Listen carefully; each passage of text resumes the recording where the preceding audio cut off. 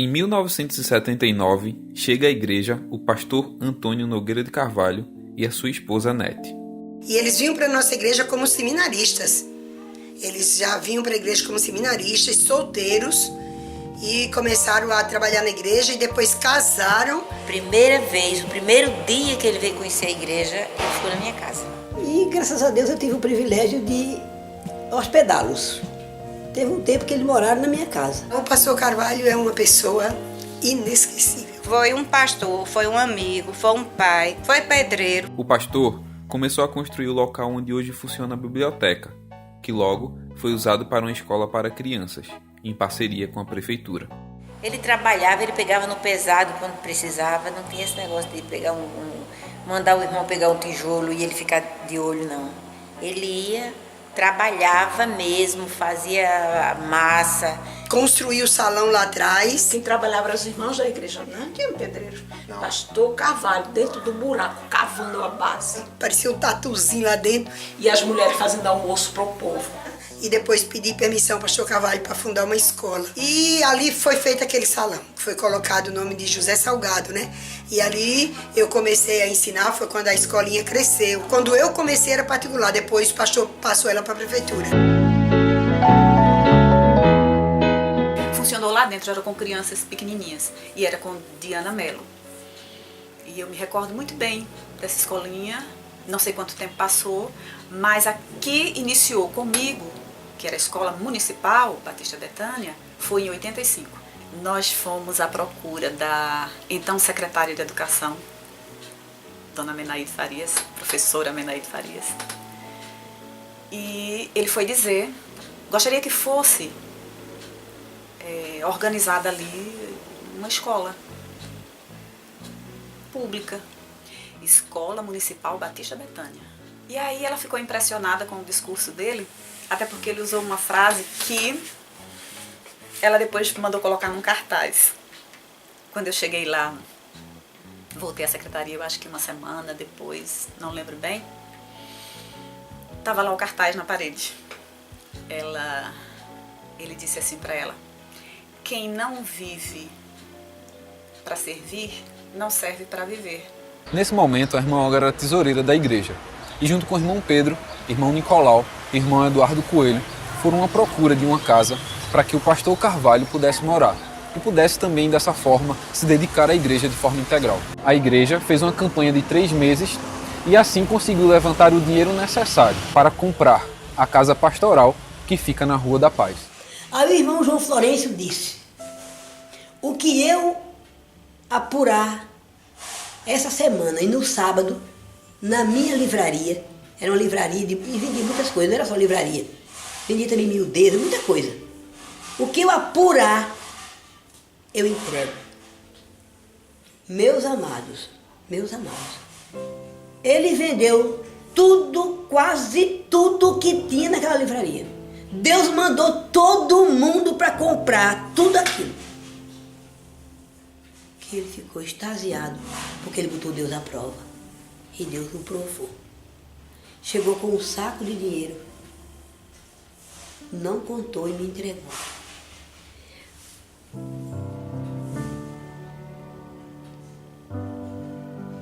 Tremendo, não é tremendo isso? Ele quebrou financeiramente. Ele mudou para negociar em Garanhuns. Porque ele ficou sem capital de giro, que ele recebeu. Deu para pagar a escritura, deu para registrar, sobrou dinheiro para a igreja ficou com um orçamento, um saldo tremendo. Lembro com emoção, com satisfação, esse ato que Deus... Eu acho que uma das provas da igreja, de um homem de Deus, que confia no Senhor, que disse: o que eu apurar, Senhor, eu entrego. E ele entregou.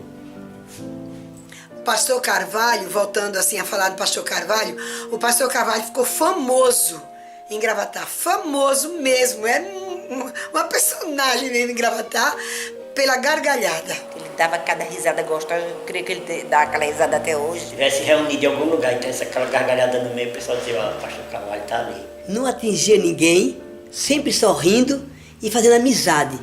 E por isso ele conquistou. a cidade de Gravatá. Se envolvia com as causas da cidade, na prefeitura, com os vereadores. Ele era uma pessoa... Então, a cidade tinha respeito, muito respeito pelo pastor Carvalho. Ele tornou-se muito amigo do padre Cremildo, visitava o padre Cremildo. Quando tinha as formaturas no colégio Salesiana, ele era o convidado para estar lá junto ao padre Cremildo. Chegava o povo dizendo assim, batia palma para os dois e dizia abraça, abraça, abraça. Os dois se encontravam um de lá, outro de cá, e chegavam no meio daquela festa lá e se abraçavam. Por conta que ninguém nunca tinha chegado aqui, nenhum pastor, para fazer amizade com o padre, era só igreja. Então ele chegou e mudou essa história. Sabe, você congrega onde? Eu congrego na Betânia, daquele pastor assim, já falava da simpatia, da alegria, de tudo. Ele passava pelo comércio, todo mundo cumprimentava ele, sorria. E ele descia ali na Maurício Medeiros. Aí em frente à minha casa tinha uma barbearia e o pessoal, os homens costumavam ficar sentados na calçada jogando dominó. Aí sempre que ele passava, ele falava com todo mundo, sentava-se, ficava um pouco com eles conversando e ia embora. Minha mãe, na época que eu me converti, minha irmã, ela não queria nem ouvir falar de crente. Ela dizia assim, eu não quero ver um crente na minha porta. Mas pastor Carvalho chegava perto, sabe?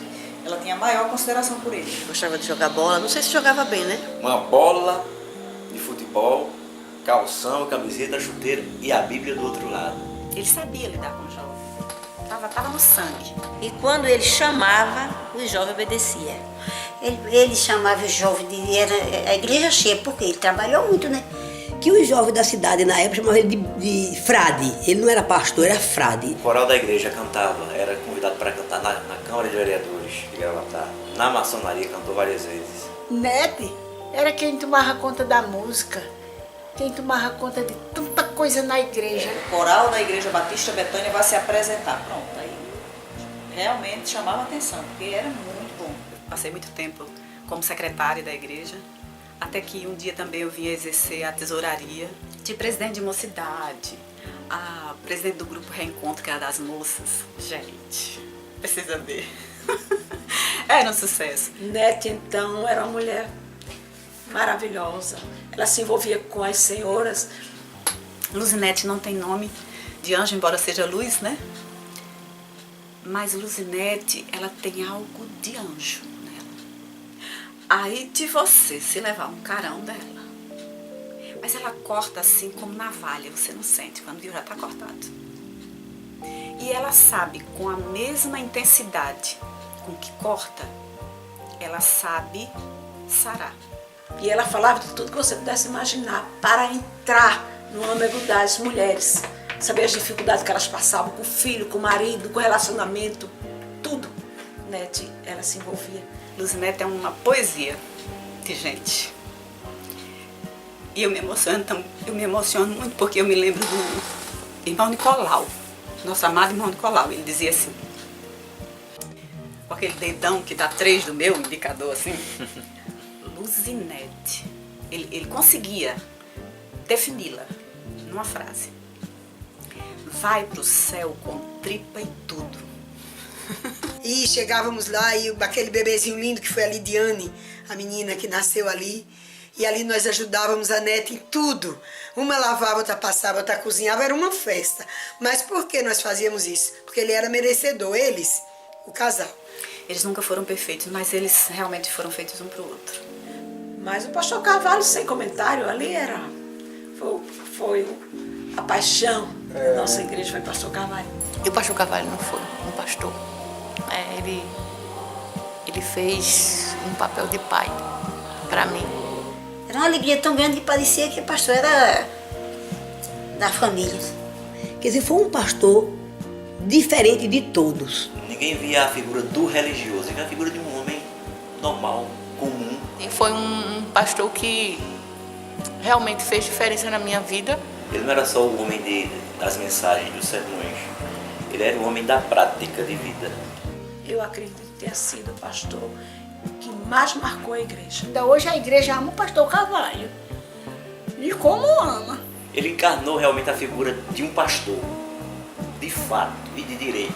Pescador de sabe? Jesus irá dizer, Vinde benditos de meu Pai, possui por herança o reino que vos está preparado desde a fundação dos tempos. Entra no gozo do teu Senhor. E eu vou estar lá. E eu vou receber essa palavra. Não porque eu mereço, mas porque eu creio nessa palavra de Deus. Mas há uma outra frase que Jesus vai dizer: apartai-vos de mim, malditos, para o fogo eterno, que foi preparado para o diabo e seus anjos. E nem todo aquele que me diz Senhor, Senhor, entrará no reino dos céus. Foi um período assim muito bom mesmo. Tive também minhas pendengas, assim, meus questionamentos com Carvalho. E a gente conversava, mas era diferente. Porque aí onde está? Ele tinha um tempero que marcou a passagem deles por aqui. É o amor. Foi assim, eu lembro um dia, domingo de manhã, ele aqui no púlpito, e eu naquele banco ali, daquele onde eu sento até hoje, e foi assim, foi como uma bomba, quando ele disse que ia sair. E quando foi a despedida, à frente da igreja ali não cabia os amigos que tomou conta de tudo aquilo ali. E a mulher dele despediu-se da igreja cantando Deus tem um plano em cada criatura. Ela cantou aquele hino. Deus tem um plano. Deus tem um plano em cada criatura. Deus tem um plano em cada criatura. Aos astros ele dá o céu. Até o rio lhe dá o leito e um caminho para mim traçou. Ele dá um leito e um caminho para mim traçou. A minha vida eu entrego a Deus, pois o seu filho entregou por mim. Não importa onde for, seguirei meu Senhor. Sobre terra ou mar, onde Deus mandar, irei. Deus enumera cada grão de areia e as ondas ouvem seu mandar. As aves em seu rumo lhe obedecem, seu carinho faz abrir a flor. A minha vida eu entrego a Deus, pois o seu filho entregou por mim. Não importa onde for, seguirei meu Senhor. Sobre terra ou mar, onde Deus mandar, irei. A saída dele abalou a cidade, como diz aquele hino, abalou. E ficava a pergunta, por que o pastor saiu da igreja? As pessoas, né? Por que foi que o pastor saiu? Porque ele era muito conhecido, ele era muito envolvido com o público, né? Então as pessoas ficavam perguntando. E Gravatá chorou a saída do pastor Carvalho. Não foi só a igreja, foi a cidade de Gravatá. Até hoje eu não sei porquê, mas Deus sabe, né? Porque Deus tinha plano na vida dele. Então assim, quando ele foi embora, eu pensei que o mundo ia acabar. Misericórdia, muito choro dentro da igreja, muita lágrima. Teve gente que tomou até calmante para dormir. Teve irmão da igreja que disse assim, eu estou tomando calmante comprimido para dormir. Não posso me esquecer dessa igreja do pastor. Eu me senti órfão. Eu me senti como órfão, como um filho que tinha perdido um pai. E eu chorei tanto, nós choramos tanto. Saí, mas por mim mesmo não. O Carvalho estava na igreja Betânia. Nunca a igreja esqueceu aquele pastor. Aquele pastor está no coração da gente E aquele pastor vai ficar no coração da gente até um após outro.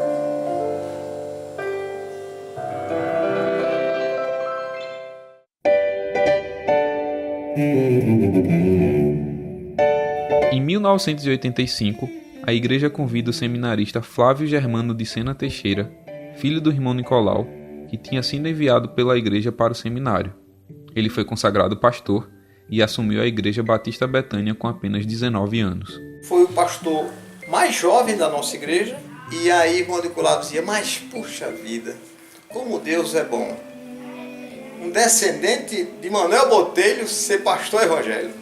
Criado na igreja, conheci ele criança, né, correndo pela igreja. E foi criado na igreja, fez teologia e veio nos ajudar. Ele tem o dom da palavra.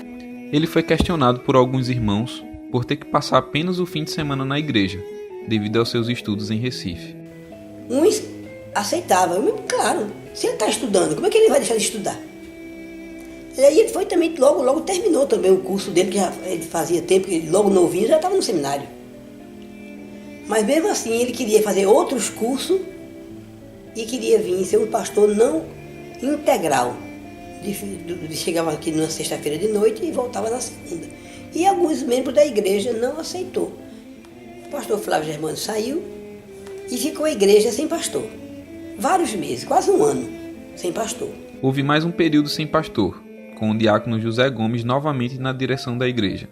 Nesse período, começaram a aparecer algumas manifestações pentecostais durante os cultos. Então, alguns irmãos começaram a extrapolar, a dar glória, aleluia, dentro dos cultos. Quando foi um domingo, uma moça, quando ela foi cantar no púlpito, cantou com aquelas expressões de quem recebeu um espírito, de umas aleluia virando os olhos, alguma coisa diferente. Entendeu? Entrou em êxtase. E eu lá, né, fiquei angustiada com aquilo. Fez uma encenação totalmente oposta à nossa liturgia. Olga é muito zelosa com relação à doutrina e o estilo bíblica, batista. o estilo batista. E essa moça, nesse dia, no púlpito, ela entrou em êxtase, dizendo, como falasse língua, como uma coisa total. Não sei se vocês já chegaram a ver na Assembleia alguma pessoa com aquela... Irmã Olga, na quarta-feira, saiu do seu trabalho na prefeitura e foi na loja de irmão Pedro pedir para usar o telefone para ligar para a convenção. Estava mais fácil eu perder meu emprego do que eu não resolver isso. E fui para a loja de Pedro, aonde está lá hoje. Disse, Pedro, meu amor, Pedrão, eu preciso de um grande favor seu. Não me negue. Eu queria ligar para a convenção agora.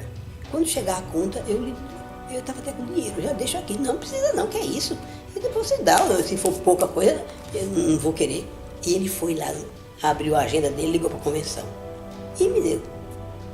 Ele não sabia o que eu ia. Quando a pessoa atendeu, aí eu disse à pessoa, olha, aqui é de Gravatá, meu nome é Olga Pereira de Souza, sou membro da Igreja Batista Betânia. Aí Pedro regalou o olho para mim assim, sabe, com espantado. O que vai acontecer aí, entendeu? Pastor Livre, quem está falando? Aí eu repeti, meu nome é Olga Pereira de Souza. Olga Pereira de Souza, membro da Igreja Batista Betânia em Gravatá. E o senhor secretário da convenção. Socorra a igreja, pastor. Pelo amor de Deus. A igreja está à deriva, sem pastor. Naquele mesmo dia, por volta das 5 da tarde, o pastor Livingston chegou em Gravatá para celebrar o culto daquela noite na Betânia. Ele pregou, depois terminou o culto ali mesmo, todo mundo, a igreja encheu. Porque saímos um dizendo o outro e a igreja encheu. Aí, quem é Olga Pereira de Souza, eu já tinha me identificado a ele lá, né? A irmã Olga está aí, ela me falou que a igreja está sem pastor e algumas coisas que ela está preocupada, por zelo à igreja. Então, irmãos, estou disposto, eu não posso invadir. A igreja me aceita, todos que estão aqui, muita gente. Agora, e fica uma ata, a igreja me aceita como pastor, a partir de hoje, levanta a mão. Claro que a igreja não ia dizer não, né? Levantaram. Eu já levantei a minha, todos levantaram a mão. E ele ficou como pastor interino. Foi uma bênção. Sabe, aquela pessoa sem partido, correto, que dava a César o que é de César e a Deus o que era de Deus. Diplomático, né? Ele era de conversar. Pastor Luiz. E eu estava construindo a congregação, e ninguém sabia, né? Estava construindo a congregação, começando a construir a congregação do Barro Novo. Eu fui morar ali naquele bairro em 81. Tinha um terrenozinho onde a congregação era um barreiro que cavaram para fazer tijolos, para fazer as casinhas, tijolo cru. De que esse barreiro? Era um homem que ia toda semana vender lá bolo. Era dos Farias, seu Severino Farias. Um fusquinha, iria vender bolinho, aquele bolinho de bacia.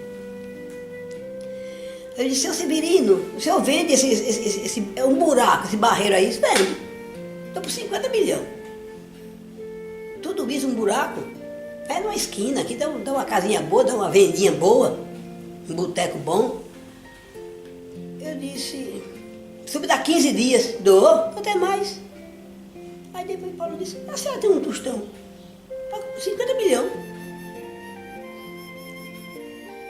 Quando foi de noite, eu botei o joelho na terra. Deus proverá. Senhor, eu fui ousado, não pensei nas consequências, nem que eu vou arrumar 50 milhões daqui a 15 dias. Como? Eu disse sem pensar. Meus amados, mas mesmo assim eu fui a Deus, Senhor, eu disse sem pensar. Mas eu creio que o Senhor me usou, o Divino Espírito Santo me usou. E eu dependo do Senhor. Eu não sei como nem de onde. Mas eu tenho esperança de conseguir o dinheiro. Amados, na segunda-feira, isso era no domingo, na segunda-feira, é como amanhã assim, segunda-feira, era o dia que ele vinha trazer os bolos e eu dar a ele fechar o negócio e eu desisti. No domingo parou um carro, na hora que eu vinha para a igreja, 8 horas da manhã, e buzinou. Aí chegou uma pessoa, que é um caminhoneiro, o filho de Pedro Rocco, Dilson. Não é Dilson, foi aquele outro, é Décio, mais ou menos assim. Olha aqui, cadê a sua menina? O Paula. Está aqui. Ela estava com 12 anos. O pai dela mandou uma televisão grande, colorida, que não tinha energia ainda,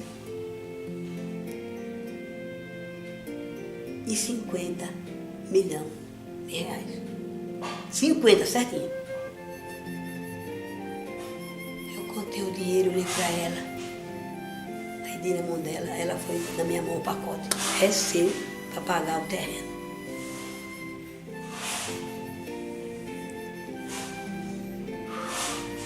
Eu levantei a congregação.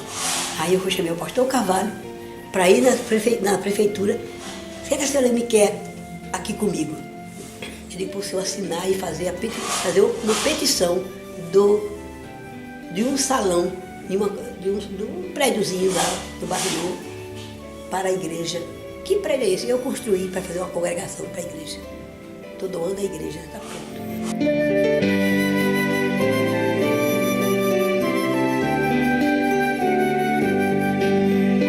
Estivemos à frente daquela congregação por um período aproximado de 2 anos. Então foi um tempo muito bom, um tempo de crescimento. Com certeza, em nome do Senhor Jesus, a gente deve colher muitos frutos ali daqui a algum tempo, daquelas crianças.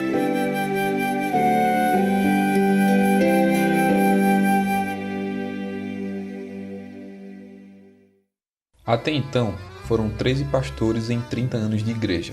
A Igreja Batista Betânia foi citada em um jornal batista como sendo uma fábrica de pastores, porque além de muitos seminaristas terem sido consagrados pastores na Betânia, a igreja enviou vários irmãos para estudarem no seminário ou acolheu vários seminaristas, entre eles Bartolomeu, Heleno Cecílio, Maurício, Daniel, Eliane Márcia, Breno e Valnice Milhomes, que depois se tornou missionária na África por 13 anos.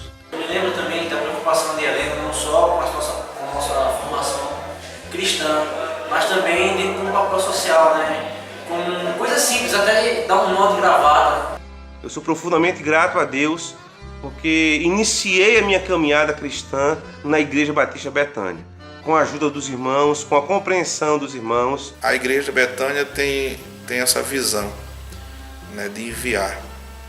E eu espero que ela nunca perca isso. Em 1986, assume o pastor Moacir de Souza Filho, que teve o pastorado mais longo, passando quase 10 anos como pastor da Betânia. Sua esposa Célia estava à frente da música da igreja. O pastor Moacir, ele era batista e uma pessoa muito preso à doutrina, fiel aos princípios bíblicos, e ele não abria mão disso. E em relação à doutrina batista, preservo ela. Eu não sou chegado a ser levado por ventos doutrinários, porque eles vêm e vão. E ele defendia, né, o cantor cristão. De vez em quando eu digo, de todos os pastores, de carisma, de conquista, foi o pastor Carvalho. Mas de liderança, de enfrentar e de levantar aquela igreja, foi o pastor Moacir. Um jogo de cintura legal, e ele sabia assim, tornar as coisas. E o Moacir era uma pessoa muito correta, muito íntegro, um administrador fantástico. Responsável, assim, de um amor imenso pelo reino de Deus, pela igreja. A igreja para mim é família, não é simplesmente instituição, não é local de show, espetáculos, mas um local onde pessoas salvas em Jesus se reúnem e compartilham experiências de adoração, compartilham até mesmo suas próprias dificuldades, porque esse é o meu conceito, inclusive, de igreja. As músicas daquela época eram 99% músicas do inário, só 1% é que seriam os cânticos espirituais que a gente chama, né, os corinhos. Uma das coisas que a igreja chamou a atenção da gente foi como a igreja gostava de cantar, né? A gente admirava sempre porque a igreja cantava e cantava muito bem.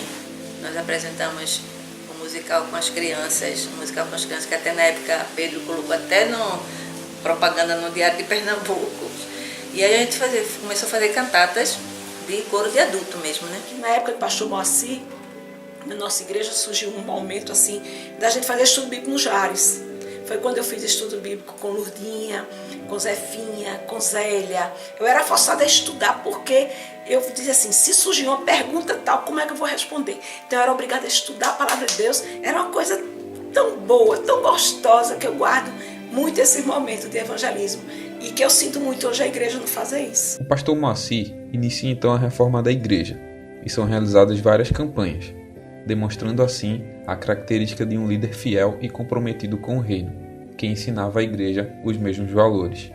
E aí o pastor Moacir, eu acho que foi uma pessoa de fundamental importância para dar a cara que nós temos hoje, assim, em termos de patrimônio, de templo, entendeu? E ele eu me lembro desse detalhe que ele gostava muito de... Fomos fiéis no entregar, né? No compromisso que assumimos. Então ele estava ali parabenizando. Parabéns, irmã. Que Deus continue a te abençoar. E aí a gente fez aquele frontão bem alto, não é? Como se fosse uma torre estilizada. O templo, ele saiu, estava todo lajeado, que a gente podia fazer o culto, que podia tudo. Isso era rebocar, fazer o acabamento. Mas a estrutura total estava pronta. Eu lembro o culto de despedida dele, estava a igreja toda quebrada, começar as paredes já em pé, o teto já em pé. Chegou o dia em que nós tivemos que derrubar o prédio antigo. E aí eu não pude estar presente. Primeiro culto, eu tive que fazer uma carta e expressei para a igreja o meu desejo de estar lá naquele instante. O período que eu passei em Gravatá, para mim, foi um período de sonho na minha vida. Para mim, a Igreja Batista Betânia é aquela igreja que ficou realmente registrada no meu coração, né? Quando eu ainda lembro da Igreja Batista Betânia, ainda lembro com saudade. Glória a Deus.